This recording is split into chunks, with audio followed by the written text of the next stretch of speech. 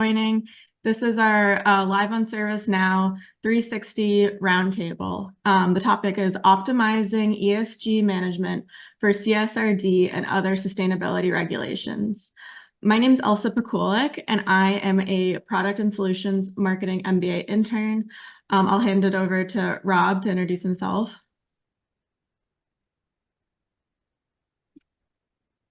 You're muted, Rob. Yeah. Classic. Hey guys, I'm Rob Garcia. I'm our lead ESG solutions consultant for Europe, Middle East, and Africa, based out of Amsterdam. And Michelle? Hi, everyone. My name is Michelle Kyle. I am Rob's counterpart, a colleague. I'm a senior advisory solution consultant specifically for ESG offerings covering AMS for ServiceNow. And Brittany? Thanks, Michelle. Hello, everyone. I'm Brittany Pettit. I'm the outbound PM for ESG management, the solution that's the topic of the conversation today. All right, great. Thanks so much for joining us today. We have a few housekeeping items before we get started. So just so all the attendees know, you'll automatically be placed on mute. You can use the Q&A feature in the Zoom call to ask questions throughout the session. This session will be recorded and will be shared on the ServiceNow community forum after the session. And also, after the session ends, you'll be prompted to fill out a short survey. We appreciate your feedback so we can bring you other excellent sessions like this that help answer your most pressing questions. All right, without further ado, we can get started. Thanks, Elsa. Yep. So I think I'll take over from here to talk about what ESG looks like at ServiceNow. Can everyone see my screen? We good? Transfer complete? All right. So before we talk about CSRD and how we can solve that, let's just talk a little bit about what ESG looks like at ServiceNow. And essentially, we take a platform approach to ESG within ServiceNow. And we really break this down into two main buckets of applications. The first is the ESG application. You can see our internal jargon or the application that supports the functionality above in the brackets. Now, the ESG application is really all around retroactive performance measurement. So you have something like a goal, a target, a regulation, or a framework that you're trying to collect data for. You acquire that data, you perform your calculation, aggregation, and assurance activities, and then you publish that in a form of a disclosure, an annual sustainability report, a regulatory disclosure, etc. But at the end of the day, it's all around measuring the performance of your business and your value chain. Then we have a whole suite of tools that enables proactive performance improvement. So we have, for example, strategic portfolio management, SPM, which enables forward-looking investments and initiatives around ESG. So think like your 2030 net zero roadmap, for example. We have the ability to operationalize ESG through policies and their associated controls, and then the assurance activities. So think things like sustainable procurement policies or diversity, equity, and inclusion policy. And lastly, we have risk and opportunity management, both, let's say, enterprise and operationally, and then outside the four walls of the business as well. So upstream and downstream in the value chain. And really all of the light green can be seen as in the other bucket, which is proactive performance improvement. So really combined, what you're getting here is a system of record and a system of action within ServiceNow. And when we talk about CSRD in a minute, you'll understand why this is so vital moving forward for organizations to consider. Let's talk about CSRD. I'm sure many of you are intimately familiar with it, so we won't go into amazing detail here.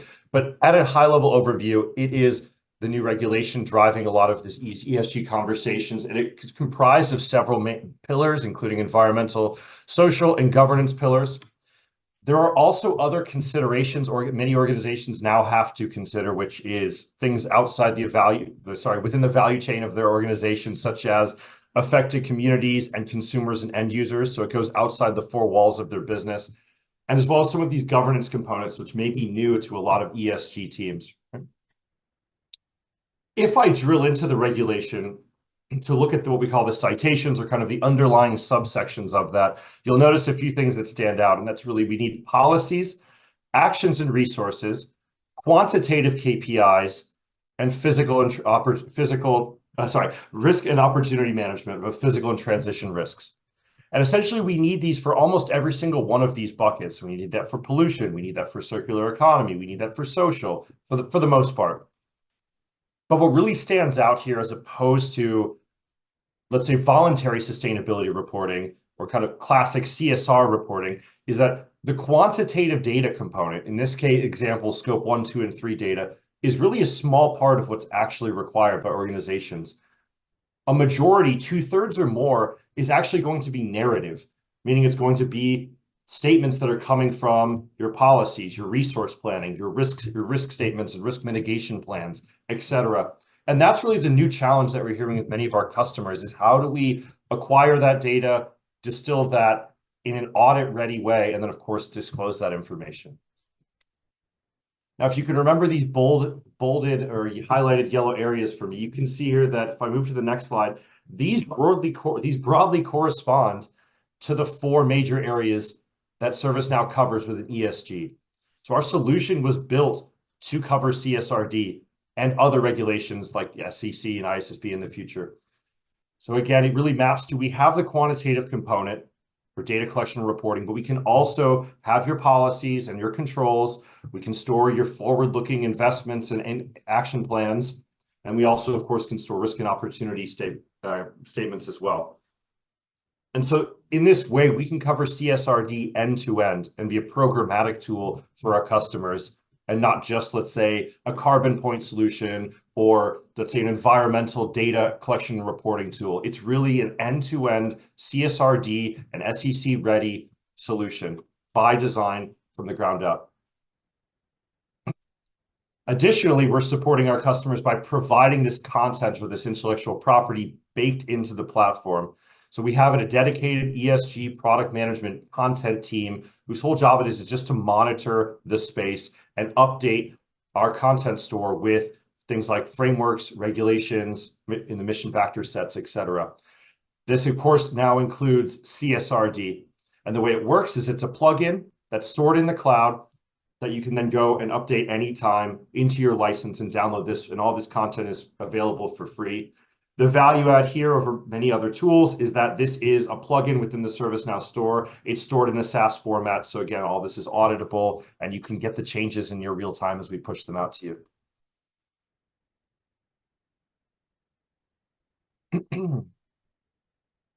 Another way to think of this, right, is sort of, you can see the text on screen here. Essentially, those, again, are the really main areas of the CSRD, or the policies, the processes, targets, and the related kind of action plans, and then the quantitative metrics.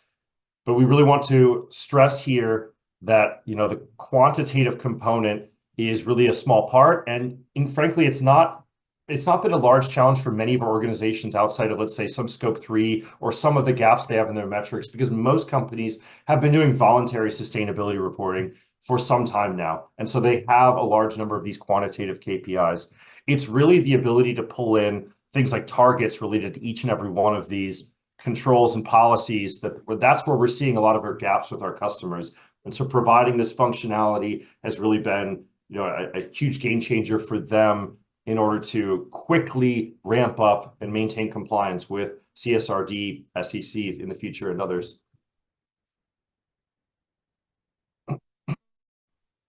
Let's talk about the SEC, right? Because I think that's also important to many of our stakeholders on the call as well. It's essentially climate related. And again, there's similar functionality that will support this, just in a more limited subset, right? So we can conduct risk assessments within the ESG application, or we have a risk management application to conduct really like full scale physical and transition enterprise level risk assessments as well. We have the ability to collect goals and targets. Excuse me. And of course, we have the ability to do those quantitative calculations for virtually every category of scope 3 or scopes 1 and 2 as well. Now, the benefit, kind of why we show those slides from one to the other, is just to show that if you're able to comply with CSRD, you'll be able to comply with SEC. There's the overlapping functionality. It will work for one, it will work for the other, and then it will work for ISSB in the future. So that's another kind of value add for our customers, especially ones that are large multinationals. You can purchase the solution once, get it up and running, as we recommend for something like CSRD, and then quickly be able to ramp up for SEC, ISSB, and others that are coming down the pipeline or in different regions around the world. The last thing I'd like to touch on here is really, again, the solution offering of how we map that to CSRD. As we've seen today, CSRD is a pretty broad-reaching application that covers environmental, social, and governance pillars, and it also requires organizations to go outside the four walls of their business into the value chain. This is where tools like third-party risk management come into play. So we have all of the tools which on a single platform, on a single code base. The value for customers there is it allows them to compile all of this information in an audit-ready tool. As you can imagine, it lessens the audit process when everything is on the same code base, same platform, and they can just drill right down and investigate, let's say, errors and omissions or any, let's say, issues that arise during the audit process. And then, of course, it makes it much easier from a disclosure process as well.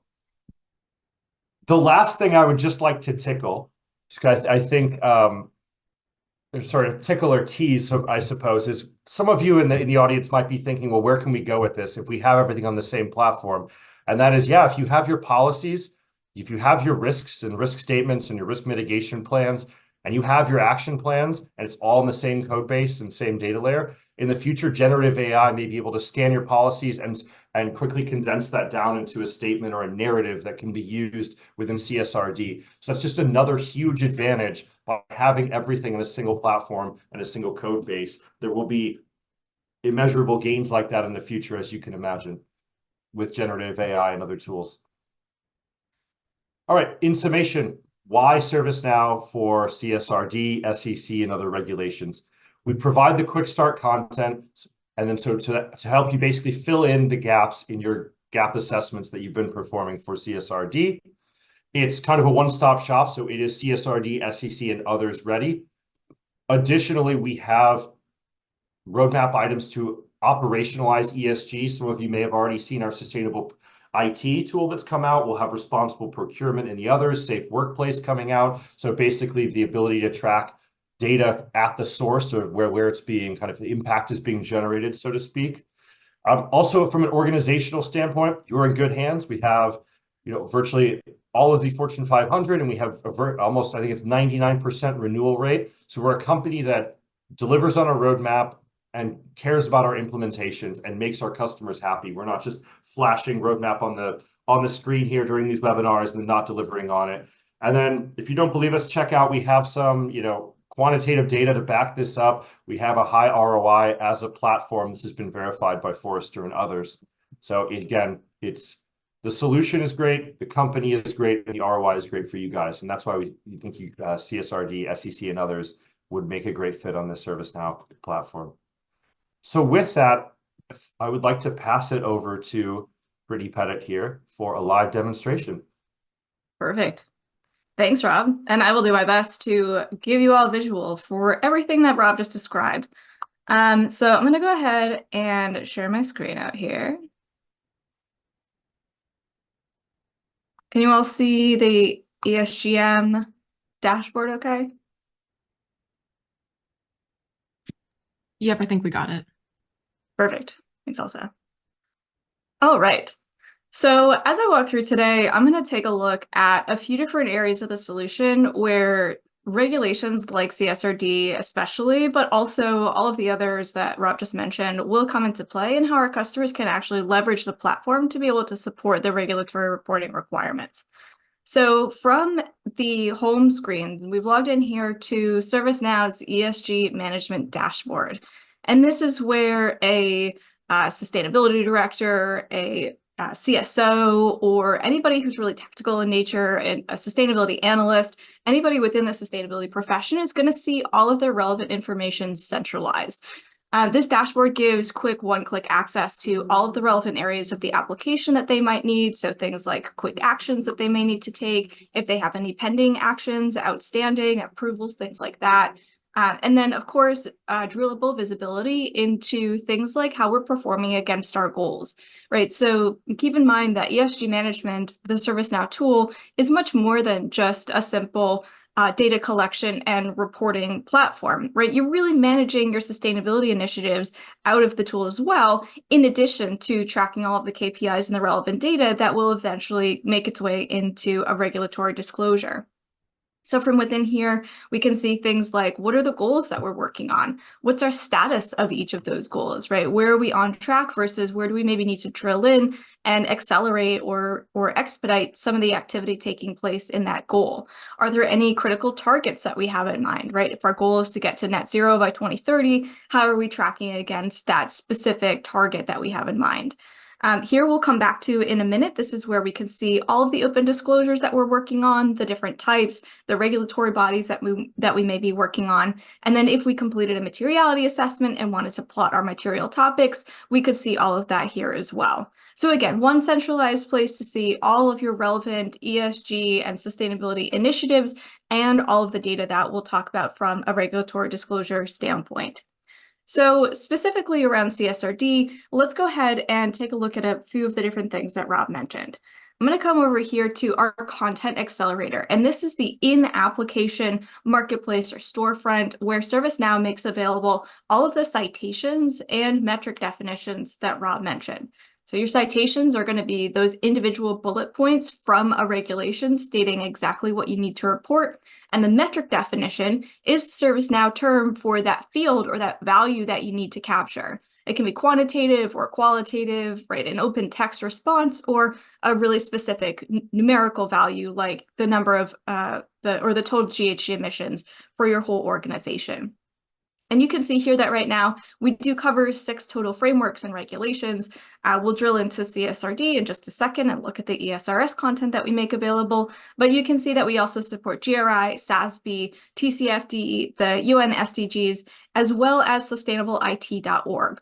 So not to derail the conversation, but if your organization is starting to look at how you can run a more sustainable IT organization, reducing the emissions from your hardware footprint, for example, your data center usage, of course, that dovetails really nicely with the other applications within the ServiceNow platform. So just a small plug for what we call our sustainable IT solution that combines ESG management with hardware asset management. And we've partnered with sustainableIT.org, which offers the first set of reporting requirements around this specific topic. So for organizations that are prioritizing their IT sustainability, this is a great set of delivered content to start to take your IT sustainability to the next level. But this is not a conversation about sustainableIT.org. We're here today to talk especially around ESRS content. And what you don't see here, of course, as Rob mentioned, was SEC, because we're waiting on that rule to be finalized for all of the legislative action, all of the ensuing legal activity that needs to take place for that rule to be finalized. And then once that is finalized, as Rob mentioned, we have an entire team who's dedicated to creating that content. So you will also see a card here for that as well as any of the other regulations that we will be releasing content for. They'll all have a card here as well. And we update them regularly whenever there is an update to the set of standards. So GRI, for example, there used to be a 2016 set, but that was supplanted by the 2021 set of data. And so that's what's available here now. And customers can choose the correct version or the version that they want to use. So let's go ahead and take a look at the ESRS content and see what's actually included within the content accelerator. The first thing that we see is just a disclaimer, a reminder that what you disclose and how you disclose it is up to you, but we do make this content available to help accelerate your reporting process. So taking a look at this, like I said, we're going to take a look at citations as well as metric definitions. So the first thing that we're going to do is choose the citations that are relevant to us, right? We know from looking at ESRS, the citations that are going to be relevant to everybody are going to be your ESRS 1 and some of your ESRS 2 reporting requirements. So those are the things that are applicable to every organization. And then depending on what's a material topic for you, some of the others may be relevant as well. And then when the sector-specific requirements come out as well, those will be added and available here too. But once we come in here, we can see the full list of all of the disclosure requirements for each one of the different sections. And you can come in and take a look at the specific description, the reporting requirements for each one, the citation number, any additional guidance that there may be. So for example, anything that you may want to validate and make sure, yes, this is exactly the citation that I want to make sure we include in our reporting, we can see that here. As we know, ESRS has a ton of standards, so we can see all 1100 included within here as well. We can go ahead and select all of them if we wanted to. We could select a subset that's just relevant for us and our organization. But once we've chosen the citations that we want to include in our reporting, we can go ahead and say next, and that will take us to the list of related mapped metric definitions. So remember, the citations that we just chose, what's in the actual standards themselves that we want to include in our reporting, and the metric definitions are going to be those values or those fields that we fill in within the organization to make sure that we're capturing all of that relevant data, right? So each one of these may turn into a metric task that gets sent to an individual within the organization who owns that particular piece of data, is a data owner, if you will. And so by selecting the citations that we want to report on, the system is automatically showing us the related metric definitions that are mapped to that citation. And so from here, we could select all of these or select just the ones that are relevant to our particular organization and then hit submit, and that will install all of those metric definitions and allow you to activate them, turn them on, configure them, tweak them, assign owners, right? Build out the additional details that are relevant for your organization to personalize that metric definition if you like. And all of this is going to automatically include the linkage to that particular citation. We also do support interoperability here as well. So if there are alignment between some of the GRI and the ESRS standards that you're going to be reporting on, all of that is also going to be included and delivered within the set of metric definitions. So instead of installing all of these from scratch, I'm going to go ahead and take a look at our list of already installed metric definitions where we can see an example of this in action. So I've just switched over here to our list view. And our list view shows us all of the critical relevant elements that we use to manage our sustainability initiatives within the tool. So this is things like, what are our material topics that are generating or creating all of the initiatives that we're working on as an organization? What are the goals and targets associated with that activity, right? So really managing the sustainability programs in addition to all of the data that you need to report to a regulatory body or in alignment with a voluntary framework. Coming down here, we can see that those lists of metrics. Now, there are different types of metrics, as you can see here. We've got automated metric definitions. So automated meaning automatically that data will be sourced or populated from across the system. This is great for areas that you might have an integration to a third-party tool, such as an HRIS tool for populating some of your employee demographic data. Or this could also scrape information or data from across the ServiceNow platform really naturally, right? I mentioned sustainable IT. If you're running a sustainable IT organization, you might want to be pulling in some of the data that lives natively within your hardware asset management or another ITAM application in order to populate some of your ESG reporting. So with automated metric definitions, you have the ability to reference those tables and pull in those values automatically on a cadence of your choosing. What we'll take a look at here are your manual metric definitions. So this is for that data that maybe you don't have living in a system that you integrate with, or maybe it's not housed natively within ServiceNow. You need to send this task to an individual within the organization in order to populate this data. So think of the traditional world of collecting ESG data, right? A lot of it is done in spreadsheets and in just over email, right? So the ServiceNow system actually introduces a lot of structure and accountability by setting up these manual metric definitions so that data owners can actually populate this data directly into the system, right? So it's governed by security. There's a workflow for each task to make sure that you're capturing that data in a secure and timely fashion. And that way you can also validate that you have the information that you're looking for, that it has the supporting evidence, etc. So the metric definitions that we take a look at today will be in this list. And then finally, I'll just mention we also have calculated metric definitions. So if you're sourcing information like energy consumption data or other types of resource consumption from across different office locations, warehouse locations, manufacturing locations, a distributed list of sites, for example, you may want to aggregate all of that together and roll it up to calculate a total overall value for the organization. That's just one example of a calculation that you may want to create, but this is where you can create and format those calculations, build those formulas as well. We do support the actual GHG calculation process as well. We do deliver emission factors that allow you to take that input data, that raw data of energy consumption, and apply the appropriate emission factor in order to result in your CO2e or the emissions associated with that activity. So all of that calculation takes place here within your calculated metric definitions. If you want more information on that, please reach out to your reps. They'll get you connected with Michelle and Rob for a deeper dive demo. But I just wanted to mention that those are the different types of metric definitions. So as you go ahead and activate your ESRS metric definitions that we saw from the content accelerator, you may choose to change the type of those metric definitions to automated or possibly even to calculated if you're sourcing that data from a set of a smaller set of metric definitions or a distributed list of metrics from across the organization, or change it to an automated metric definition. If let's say that's something that you already collect in the example I used earlier, an HR system, that metric you may not even need to worry about collecting manually. You may be able to populate a large swath of your ESRS standards from a system that you already have an integration and can collect that information in an automated way. So let's take a look at some of the metric definitions, or at least one of the metrics definitions that I mentioned earlier. So I'm going to come in here and we can see we've got a whole long list of manual metric definitions to collect. I'm going to come in here and look for all of the total reductions in GHG emissions. It is one of the questions in the ESRS standards. So we're going to be looking for total GHG emissions for scope 1, 2, and 3. And we can pop open this metric definition and see a few of the elements that I mentioned earlier.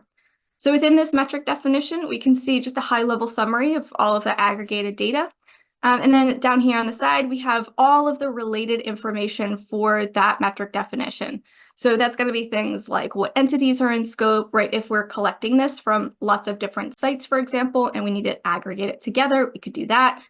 Or if we're just collecting it for the global organization, or maybe this is only relevant for one business, for example, if you're reporting on a limited set of data or a limited set of geographies, let's say, you can see exactly which of those organizations or people or other types of entities are in scope. We can also see things like the related goals and targets for this metric definition as well, right? So I mentioned that you're managing your sustainability initiatives and program in here too. You're not just using this as a data repository. So where we have initiatives like accelerating decarbonization, or we have a goal to get to net zero within our scope 3 emissions, we can see those goals related to this particular data point. So yes, it is a data point that is going to be reported out in for CSRD in alignment with the ESRS standards that have been delivered, but we're also using it as an internal metric to track our progress and performance against these goals as well. The one that I really want to hammer on is the citations tab. So here we can see this is a list of all of the relevant citations for this particular metric definition. So this particular value may appear in multiple different citations within the ESRS. And I mentioned that we have interoperability with other frameworks, for example, GRI. So this particular metric definition comes out of the box with that GRI related citation in here as well. Slightly different citation name, but it's the same data point. And so all of those citations are attached to this metric definition. So when Rob talked about collect once and respond many, this is a perfect example of how you're managing a single data point, but it's tagged and aligned to these different frameworks and different regulations to make it easier for you to respond to all of the different types of frameworks or reporting standards, regulatory standards that you may need to respond to. So last thing that I'll show you in here as well is that, of course, with ServiceNow, we're always working on having a really strong UI and navigability. So for this particular metric definition, we can take a look at the 360 view. And as we're navigating around the system, we can see what are those lists of related citations, entities, goals, targets that we're working on that apply to this particular metric definition, and what are the related data points as well. So what are the metrics that we're collecting? So what's that particular instance in that specific entity where we're collecting that information from? And of course, we could navigate around from in here as well. So we can see that list of citations. We can see those lists of goals. If there's any targets that we're working against, a specific numerical target, for example, we can see that from within this 360-degree view for this particular metric definition. Okay, Next couple of things I wanted to mention is, okay, we've got our metric definitions set up, or we're in the process of setting them up, let's say. How do we make sure that we have all of the information that we need? Is there a place, is there a set of reports that we can use to check in on and see how we're actually doing against collecting all of the data that we need? And yes, of course, there are lots of different ways to visualize this information. The one that I'll take a look at today is our ESG dashboard. So this is an example of a dashboard that we've configured to show lots and lots of metrics and data all in one place to give you that comprehensive look at what's going on in the organization from a performance standpoint and from a compliance and reporting standpoint as well. So in this particular dashboard, we can see that we're capturing things like trending performance over time. So how are we actually doing from the actual performance of our initiatives? Are they effective? Are we getting the results that we're looking for? So we can see that trend analysis, all of this is drillable, so we can slice and dice, right? Everything that you would expect to show you how you're actually stacking up against those values. But most relevant for us today is the compliance. So if we take a look at the compliance tab that we've got in our dashboard that we built out here, we can actually see a list of the different frameworks and standards that we are reporting against. So we've got 4 of them here. We've got the ESRS, GRI, SASB, and TCFD. And if we open up the ESRS standards, we can see a total list of all of the standards, the associated metric definition that we have within the system that's been tagged to that citation, and we can see if that's active or not, right? So if there is a metric definition that we installed from that Content Accelerator app, but we haven't actually collected the data for it yet, turned it on and started working on it, this will let us know, okay, we've gotten some of them underway so far, but let's go ahead and make sure that we're capturing all of the values that are not active yet. Go ahead, turn on those metric definitions, send out the task to your data owners if you're going to collect it manually, or point that to a table within ServiceNow if you're going to collect it in an automated way, or configure the calculation if you're aggregating different data points in order to arrive at that particular value. Go ahead and get that set up and make sure that you're collecting that data. So from an ESRS standpoint, you can always come in here and see how you're performing against these different citations that you want to report against for CSRD.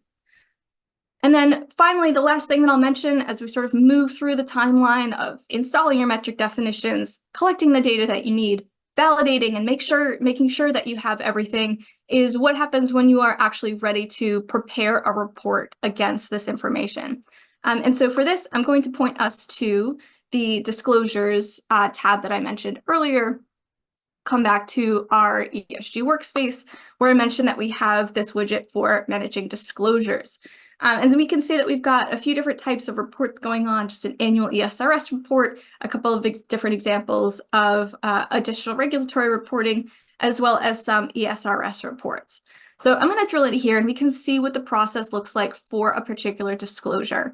So in this workflow, what we're saying is, okay, we need to generate a report that includes all of the information for all of those data points that CSRD expects for us. What are all of the things that are listed out in the ESRS that we need to include to make sure that we're compliant with CSRD? And so this workflow is tracking, actually generating that document, making sure that all of the links to the different metrics and the data points that you need in order to answer those questions are included, and the workflow behind this as well for approvals, right? So once you have a document that collects all of the ESRS data that you need, actually sending that off for final approval through your leadership chain. So I won't go through the whole process, but I will just check in and show you an example of what this looks like as you prepare this disclosure. In this initial state, we have a draft overview, just a template of what this could look like. We've got a summary of that disclosure here. So our ServiceNow ESRS report, and this is really just a blank version of all of the ESRS standards that we want to report against, right? So this is just those open fields where we could populate with those values. And what we can see here is that there's obviously a lot of information to include, but this is essentially, it's a Word document that we're actually going to write and populate those values directly from ServiceNow within this document itself, within this template. So I've already downloaded this template, And I'm going to go ahead and open it so that we can see what this looks like as we're actually adding in those values. And we can see we've got it pulled up here within Microsoft Word. So within this Word document, using the ServiceNow Microsoft 365 plugin, we're able to work on this document in multiple different ways. We can work on it from the desktop. We can also work on this out of OneDrive, which of course allows you to collaborate with different folks to make sure that everybody has the ability to input and answer and address these questions in the way that is necessary. Not necessarily to actually generate or create the data or responses in here, because you're already doing that as you capture that data through your metric data tasks, but populating those results into the report in the format that you want to see it before this goes out for final approval. So here's that table that I mentioned here with all of those different values. So this is your strategy and business model questions. A couple of IRO questions within here, right? So what are all of those different points that we have said, these are material to us, these are the things that we need to report against? And we can come in here and see that we're starting to populate those values already. So within here, I'm going to open up the ServiceNow reporting plugin, and we can see that within here, we've got an example of this already. I can also delete this and start fresh if we wanted to see it as well. Oops. And what we can do is see what it looks like to actually embed within this document information directly from within the ServiceNow instance. So if I'm taking a look at our plugin here, there are several different ways that we can pull information directly from ServiceNow, right? So captured from our automated metric definitions or captured through the workflow around our manual metric definitions, and actually populate those governed values that have already gone through that workflow here within our document in a way that is trackable and traceable. So in our plugin, we've got a tab for data, we've got a table tab, and we've got a chart tab. So of course, each one of those is a different format that you may want to use to populate these values. So in this example, if we wanted to add in just one data point and we wanted to fill in a particular cell, we can add in just one specific value. So if we're pulling from ESRS data, for example, maybe I want to find that that metric definition data point that I showed earlier, so total GHG emissions for emission reductions for Scope 1, Scope 2, and Scope 3. I can choose the entity that is relevant for this particular metric definition and go ahead and insert that data point here. And we can see that 773 appeared in the response column for that value. Now, notice that there's something interesting going on here. There's three little dots, this handle, letting us know that this is an input link, right? This isn't just a value that we copied and pasted. This is directly tied to your data within ServiceNow because we are connected to your ServiceNow instance through this plugin. Now, this is just one particular data point. If we scroll all the way down to some blank real estate, you may also want to include a table of multiple data points in one place. So for example, I've got a table within here. We could see the table tab where I generated this report from, and you may also want to see a chart. So these are two examples that are more finance related, right? If you have portfolio companies or any kinds of investments that you may be generating emissions from or offsets with, and you want to report against those, you have the ability to actually input that as a chart or as a table as well. And then, as I mentioned, all of this links back to your ServiceNow instance, right? So if I open the Manage Links aspect of this plugin, we can actually see the full list of all of the data points and charts and tables that we have referenced from within ServiceNow. So I've got one in each category. I've got a data point, I've got a table, and I've got a chart. And any one of these I can refresh, right? So if the value updates within ServiceNow, I can hit refresh here to get an updated value. And I can also link back directly to that data point within ServiceNow as well. So from an auditability standpoint, from an assurance standpoint, to be able to drill directly back into that metric definition within the system to see those data points, this is where you've got that drillability, that access to really validate your data. And remember, because this data is being collected through that governed workflow directly within the ServiceNow instance, you have that complete audit trail. You have all of the related supporting evidence if you're collecting any. right? Everything that you need to trace down exactly where that specific value came from, or that calculation came from. You've got that data right at your fingertips directly from within Word where you are writing this disclosure document. So that was just a quick example of what it looks like to input those particular values.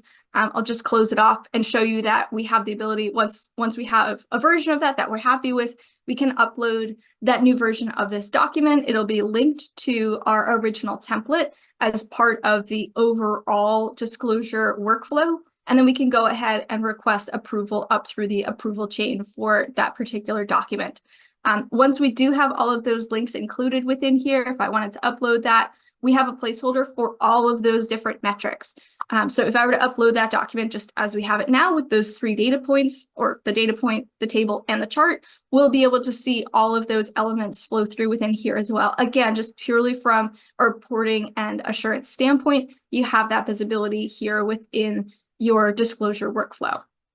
So that's a quick example of sort of end-to-end how you go from starting from scratch, right? When you're ready to report against ESRS, leveraging that content accelerator app that we showed that gives you out of the box your citations and metric definitions. We talked about the different ways that you can populate those metric definitions, whether automatically by sourcing a table within ServiceNow that already has that information that you can just use that table to populate those values, or maybe an integration, a third-party system, et cetera. Manually, if you have data owners that need to provide that information in a governed workflow with any supporting evidence, et cetera, or through calculations, so things like GHG emissions that are really calculation heavy, making sure that you have all of those data points centralized. And then we talked about making sure that you really do have everything that you need for ESRS. Where do you have metric definitions that have been populated? Where do you still need to activate a few? Make sure that you're sending out those metric data tasks to collect that information from across your organization. And then finally, what does it actually look like to prepare that disclosure, pulling all of those data points together into a Word document, fully linked back to ServiceNow with a live link so that you can trace and perform assurance if necessary on any one of those data points. And of course, send that entire document for approval with a complete list of all of the metrics that have been referenced as you populated those values within your Word document. So that's it for me. I want to make sure that we save time to answer any questions and really have that roundtable discussion. But I hope that was a useful perspective on how you can actually use the system to conduct and perform all of the activities that Rob laid out up front for us.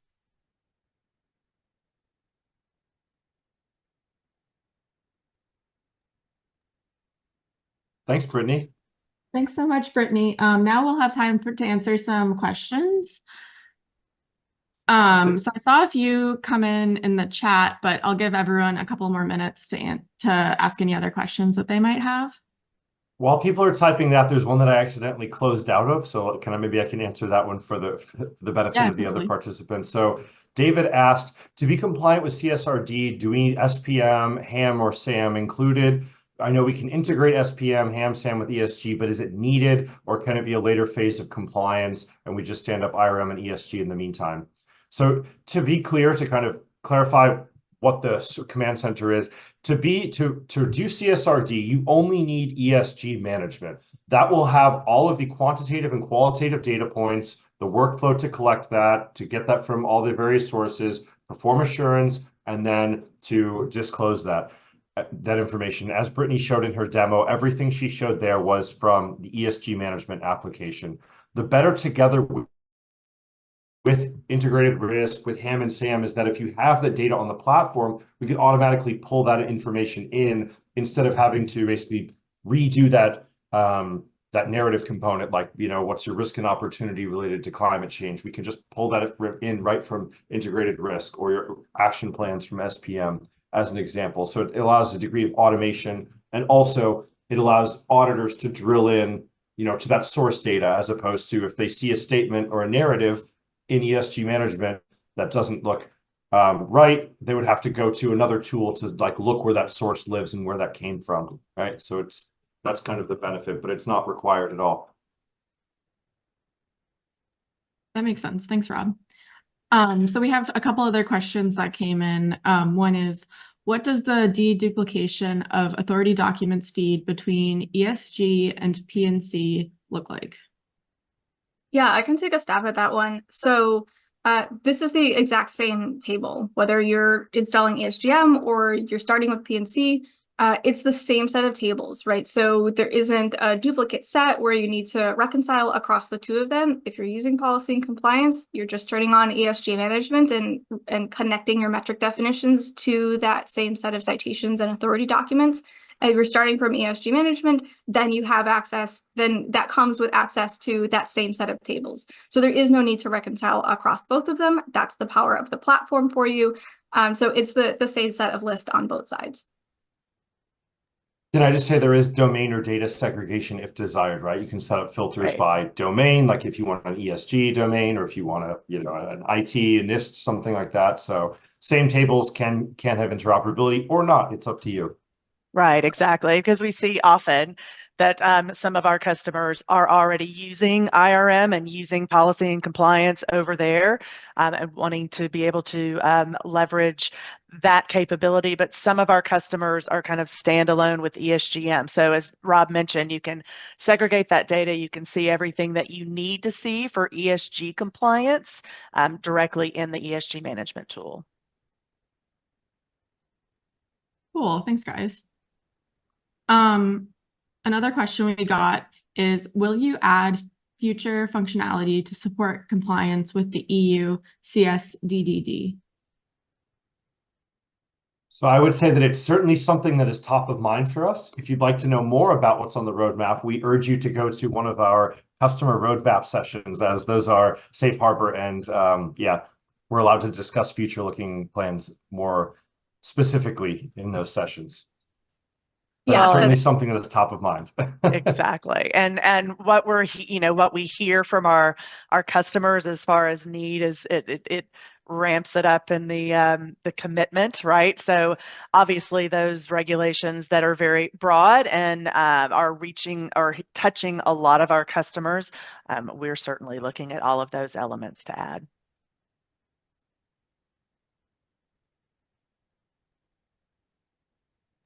Great, that makes sense.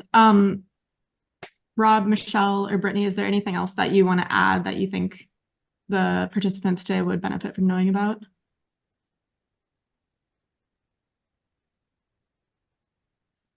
I think we covered a lot. It's kind of often like drinking from a fire hose when we're trying to get a lot of information into a short amount of time.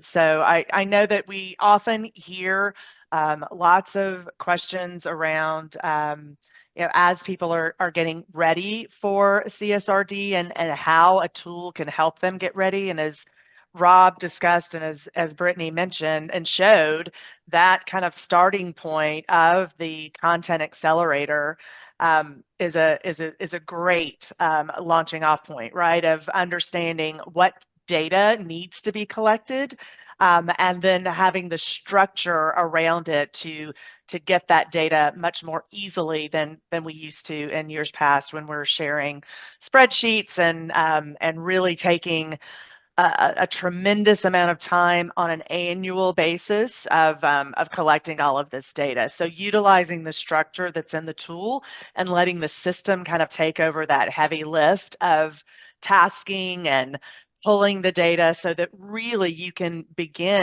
continue to collect this data where applicable or where necessary over the year, so that you're not spending that 8 to 10 week fast and furious kind of time set when you've got reports coming up. So I think that's where we're seeing our customers really benefit from that content that we're bringing to the table. Great, thanks, Michelle. So we'll move ahead with the presentation. Oh, sorry, go ahead, Rob. Did you have something else? No, just a final note that I always like to say at the end of demos or presentations. I know we've talked a lot about functionality here today. We just had that one little slide on ServiceNow as a company. We know it's a competitive space. There's a lot of tools in the market. So, also focus on the company. Look at what's their net promoter score? What's the renewal rate? What's their customer base like? A lot of that is just as important. because we know CSRD and these other regulations are really just in their infancy, and these will change in 5-10 years in terms of their rigor and their scope. So you need a software company that has a proven track record of delivering on their roadmap and delivering on their projects. I think that's just equally as important as features and functions that we've shown today. Great. Yeah, that's an awesome segue, because the next point I was going to cover is here's some sources and some links that you guys can use to learn more about the ESG product and ServiceNow. So here's a link to the ESG webpage, a link to join our ServiceNow community where you can get access to more events like this. And then there's some links and QR codes to see the full live on ServiceNow YouTube playlist and to register to get into more community webinars. So thanks everyone for your time today. This was really great.